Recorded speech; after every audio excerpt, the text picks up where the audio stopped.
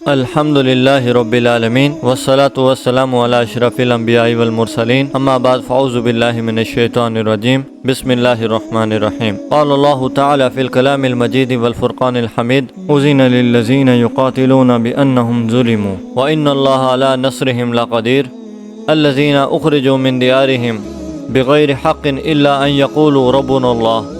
معزز سامعین، فلسطین کے حالات کو دیکھتے ہوئے ہر مسلمان کا دل خون کے آنسو روتا ہے۔ بے گناہ بچوں کی لاشیں، مساجد کی بے حرمتی اور ایک مقدس سرزمین پر ظلم و ستم کا یہ سلسلہ ہے کہ ایسا المیہ ہے جو ہمارے دلوں کو چیر کر رکھ دیتا ہے۔ لیکن اس درد اور غم کے باوجود سوال یہ ہے کہ ہم اس کے لیے کیا کر رہے ہیں؟ کیا ہم اسلامی فرائض کو پورا کر رہے ہیں یا ہم خاموش تماشائی بنے بیٹھے ہیں؟ اللہ تعالیٰ کا حکم اور ہمارا فرض یہ ہے کہ اللہ تعالیٰ نے ہمیں ظلم کے خلاف کھڑے ہونے اور مظلوموں کی مدد کرنے کا حکم دیا ہے۔ اللہ تعالیٰ نے فرمایا ہے جن لوگوں سے لڑائی کی جاتی ہے انہیں بھی لڑائی کی اجازت دی جاتی ہے کیونکہ ان پر ظلم ہو رہا ہے، اور یقیناً اللہ ان کی مدد پر پوری قدرت رکھتا ہے۔ یہ وہ لوگ ہیں جو ناحق اپنے گھروں سے نکالے گئے ہیں صرف یہ کہنے پر کہ ہمارا رب اللہ ہے۔ مظلوموں کی مدد کرنا صرف ایک اخلاقی فریضہ نہیں ہے بلکہ ایک دینی فریضہ بھی ہے۔ جب ہم فلسطین کے مسلمانوں کے ساتھ ہونے والے ظلم کو دیکھتے ہیں تو ہمیں اللہ تعالیٰ کے اس حکم کو یاد کرنا چاہیے اور فوراً عمل میں آنا چاہیے۔ اور رسول اللہ صلی اللہ علیہ وسلم نے ہمیشہ مظلوموں کی مدد کرنے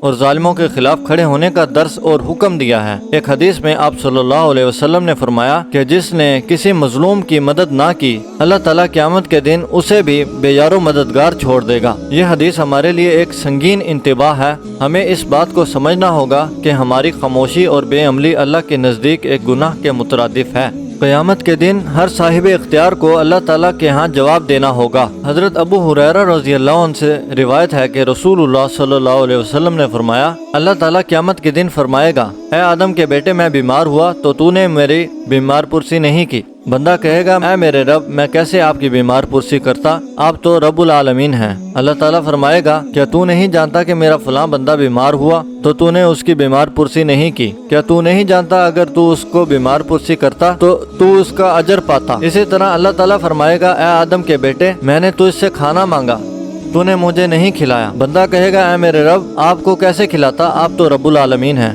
اللہ تعالیٰ فرمائے گا کیا تو نہیں جانتا کہ میرے فلاں بندے کو بھوک لگی تو نے اسے کھانا نہیں کھلایا؟ اگر تو اسے کھانا کھلاتا تو اس کا اجر میرے خزانوں سے پاتا۔ اسی طرح اللہ تعالیٰ فرمائے گا اے آدم کے بیٹے میں نے تجھ سے پینے کو کچھ مانگا تو نے مجھے نہیں پلایا۔ بندہ کہے گا اے میرے رب میں کیسے آپ کو پلاتا، آپ تو رب العالمین ہیں۔ اللہ تعالیٰ فرمائے گا کیا تو نہیں جانتا کہ میرے فلاں بندے کو پیاس لگی تو نے اسے پانی نہیں پلایا؟ اگر تو اسے پانی پلاتا تو اس کا اجر میرے خزانوں سے پاتا۔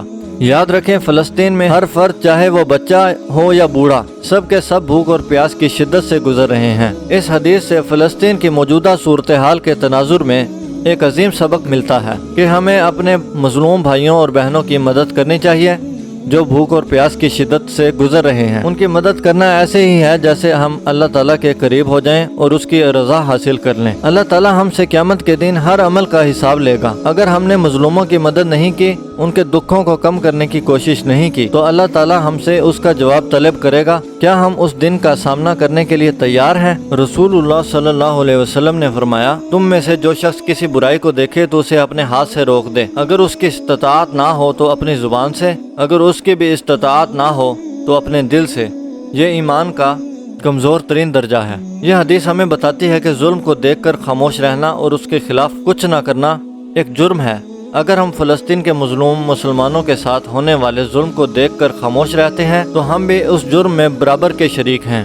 اللہ تعالیٰ نے ہمیں اپنے کتاب قرآن مجید میں متعدد مقامات پر مظلوموں کی مدد کرنے اور ظالموں کے خلاف کھڑے ہونے کا حکم دیا ہے۔ ہمیں اس حکم کو سمجھنا چاہیے اور فوراً عمل میں آنا چاہیے۔ اگر ہم نے ایسا نہ کیا تو قیامت کے دن اللہ کے سامنے شرمندہ ہونا پڑے گا۔ اللہ تعالیٰ سے دعا ہے کہ اللہ تعالیٰ ہمیں صحیح معنی میں عمل کرنے کی توفیق عطا فرمائے اور اس معاملے میں ہر صاحب اختیار کی منافقت کو دور کر دے۔ اللہم اہدنا فیمن ہدیت وعافنا فیمن عافیت وتولنا فیمن تولیت وبارک لنا فیما آتیت وقنا شر ما قضیت انک تقضی ولا یقضی علیک انہ لا یذل من والیت ولا یعز من عادیت تبارکت ربنا وتعالیت اللہم اغفر لنا وللمؤمنین والمؤمنات والمسلمین والمسلمات وألف بين قلوبهم وأصلح ذات بينهم وانصرهم على عدوك وعدوهم اللهم لعن الكفرة الذين يصدون عن سبيلك ويكذبون رسلك ويقاتلون أولياءك اللهم خالف بين كلمتهم وزلزل أقدامهم وأنزل بهم بأسك الذي لا ترده عن القوم المجرمين اللهم انصر الإخواننا في فلسطين اللهم انصر الأخواتنا في فلسطين اللهم انصر الآبائنا في فلسطين اللهم انصر الأمهاتنا في فلسطين اللهم أعز الإسلام والمسلمين اللهم أذل الشرك والمشركين اللهم إنا نجعلك في نحورهم ونعوذ بك من شرورهم اللهم اكفنيهم بما شئت اللهم اكفنيهم بما شئت اللهم تقبل منا إنك أنت السميع العليم وتب علينا إنك أنت التواب الرحيم سبحان ربك رب العزة عما يصفون وسلام على المرسلين والحمد لله رب العالمين وأقول قولي هذا واستغفر الله لي ولكم ولسائر المسلمين فاستغفروه إنه هو الغفور الرحيم.